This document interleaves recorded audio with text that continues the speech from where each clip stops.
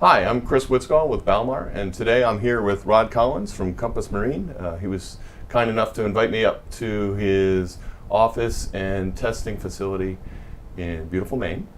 We set up a group of testers, and by the way, you were easily one of the best testers for us, both in feedback and responsiveness, and it really just enthusiasm for helping us make this a great product. So tell me a little bit about why you were so jacked up about battery monitors. Well, it's pretty simple, Chris.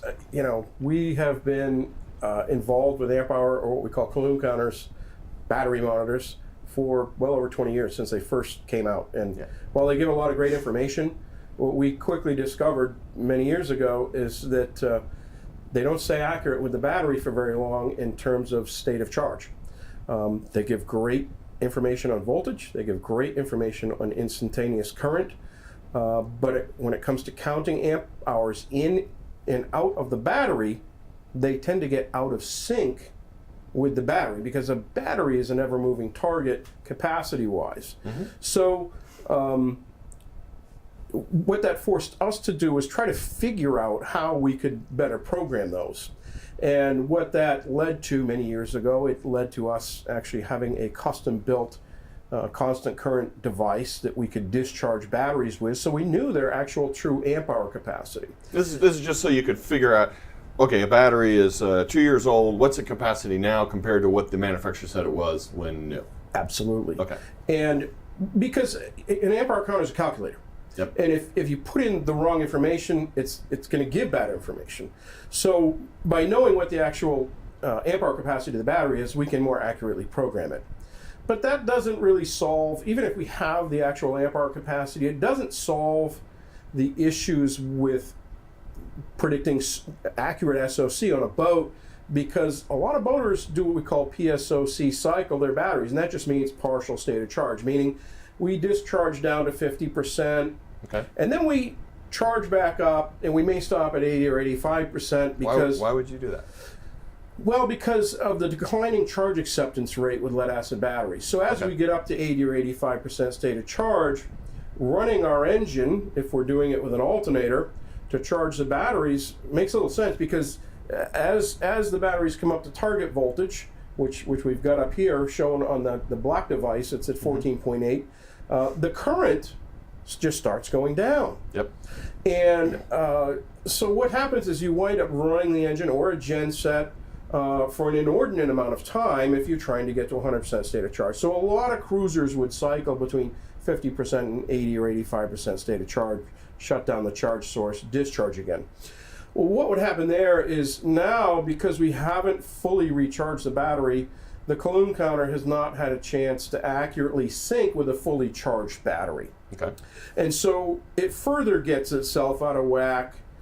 Then we can throw things like Pukert and charge efficiency, the Coulombic efficiency of the battery on there, because in bulk charging, a lead-acid battery is anywhere between 97 and 98% efficient, meaning if we put 1 amp hour in, we can take 98% of that back out. Sure. But when we get up to absorption voltage, that charge efficiency is rapidly declining.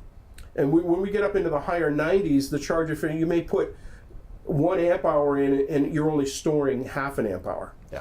But it's not a constant. It's not a constant, it's variable, but the amp hour counters use a fixed Coulombic efficiency. So if we have that set at 10% or 20%, on the way out, it counts the amp hours accurately. So if we discharge 1 amp hour, it shows 1 amp hour. But on the way back up, if we put 1 amp hour back in, it's not going to show 1 amp hour, it's going to show 10% less, right, or 20% less, wherever we have that set. It's like a clock that's the batteries are dead on a clock and it's correct twice a day. There's going to be certain parts in that charge curve where it's perfectly right. Absolutely. And then increasingly wrong in other parts of the charge curve. Yeah. So what happens is these, what we call getting out of sync with the battery tend to add up. Yep. And the longer you PSoC cycle, the more inaccurate your state of charge calculation is. So, at the time and even today, they give great information. But where they tend to fall flat for most boat owners and most of our customers, quite frankly, is in remaining accurate for SOC. And a lot of boat owners just don't want to tackle that because they don't know the capacity of their battery bank. We have thousands of dollars worth of equipment here to test for that. The average boat owner does not. So, it becomes a complicated thing, and that's why we jumped at the chance to, first of all, I think I sent you a 3-page document on what we wanted. It was an awful lot of stuff. Battery monitor. Yep. That was before we even started alpha testing, and so we jumped at the opportunity because this has been a chronic problem for a very long time, and most boat owners don't want the hassles of reprogramming, having to get back to 100% to recalibrate it. Yep. And that's where, a battery monitor such as the self-learning SG200 really changes the game. Okay. So tell me a little bit about what you got here. This is really kind of interesting stuff. So, it may look complicated, but it's really not. Basically what we have here, Chris, is because we test a lot of batteries for, amp hour capacity, so we know where the state of health was, and with this stuff may not be necessary anymore.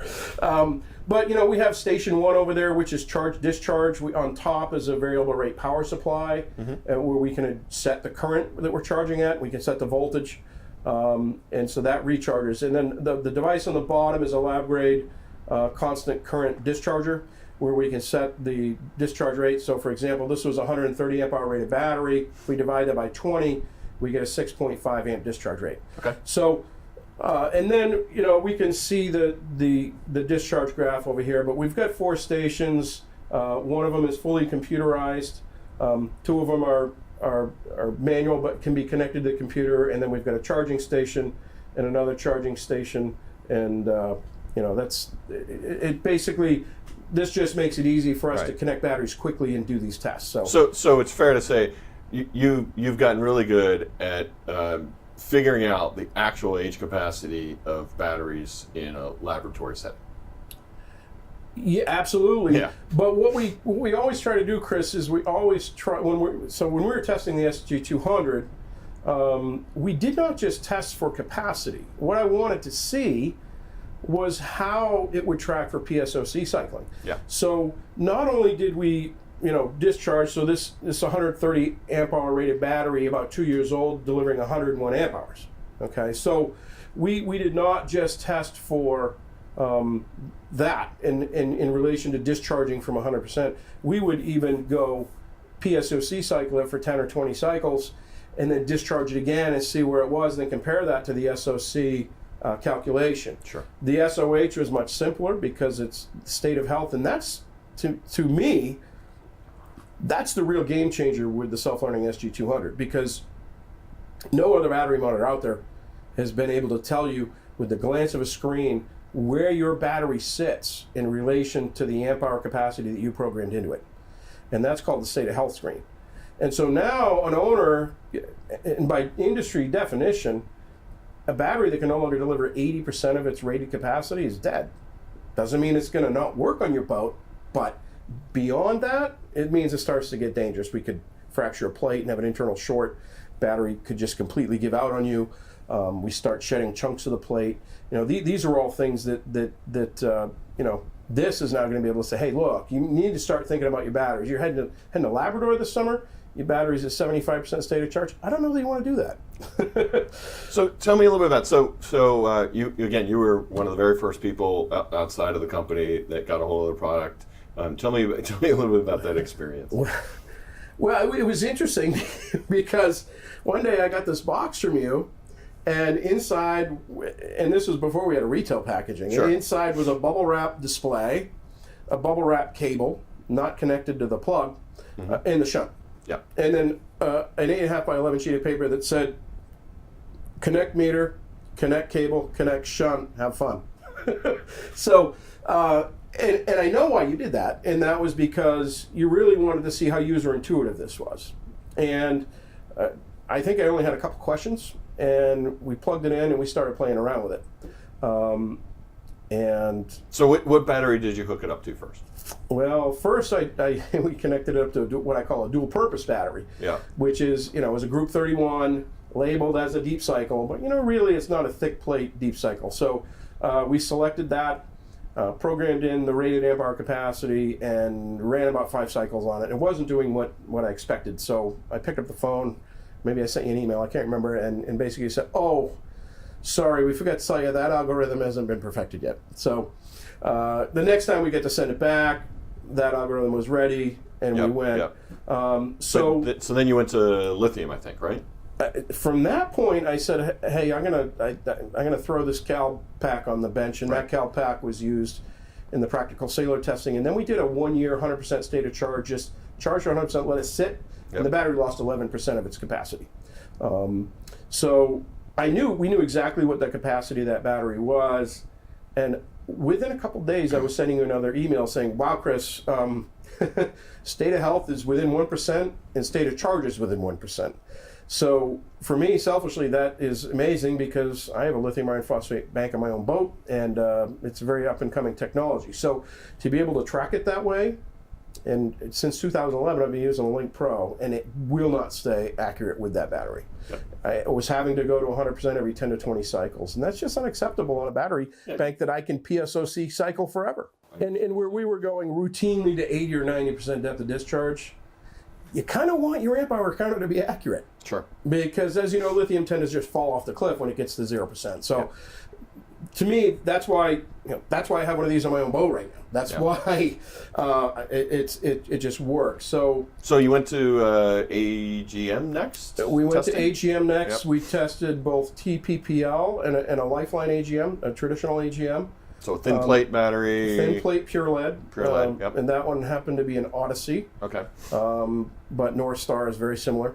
And then we tested the Lifeline. And on both of those products, we were seeing accuracies of within 3 to 5% for SOC and about 3 to 5% on SOH as well.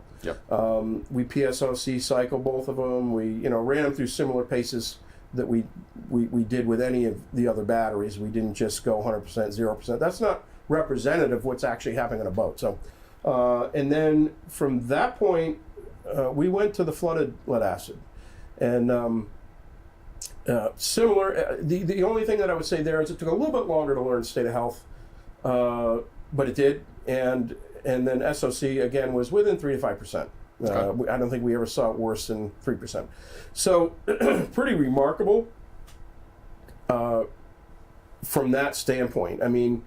This is a device that in less than 10 cycles we had extreme accuracy. I think at one point I sent you an email on one of the flooded lead acid batteries that we're testing, and I think it was testing at 79.8% state of health in the SG200 was reading 81%, and that was in about 6 cycles. Yeah, we'll live with that. I can certainly live with that. And that is game changing, and it's easy for customers, and I think that to us is the magic. Other than the fact that we can add multiple shunts, the smarts are actually in the shunt. So really the display is just that. It's a display, and it can show you the data from all the different shunts around the boat. So if you have multiple battery banks, a bow thruster, a starter battery, whatever it is, we can connect multiple different shunts and share the display. And then in the future, as new technologies come along or we need to add an algorithm, what really matters to us is that this will be updatable through Bluetooth. So, and again, another excellent design. So we're real happy with it, and for us, it's a complete game changer for our customers because it's something they don't have to think about. It's one less thing on the boat they have to think about. All they have to do is look at the SOC or the state of health, or what amperage they're drawing, or what devices are drawing what, or how their charging performance is, because we can now see the amperage on the screen. So it really is an excellent choice for most boaters. Okay. Well, Rod, thank you so much for your time. I appreciate you having me out to your place. I'm quite impressed, and thanks for your time. Thanks, Chris.